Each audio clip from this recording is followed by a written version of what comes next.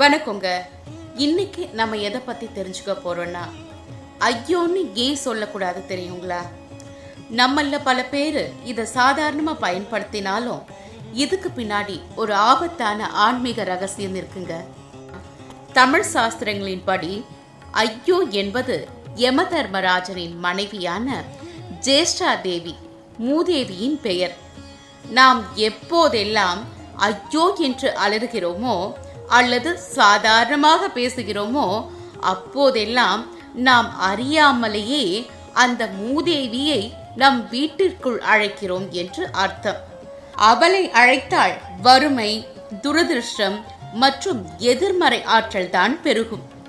லக்ஷ்மி தேவியின் அருள் நிலைத்து நிற்கவும், வீட்டில் எப்போதும் நல்ல அதிர்வுகள் இருக்கவும் ஐயோ என்ற வார்த்தையை தவிர்த்துவிட்டு அதற்கு பதிலாக அம்மா, அப்பா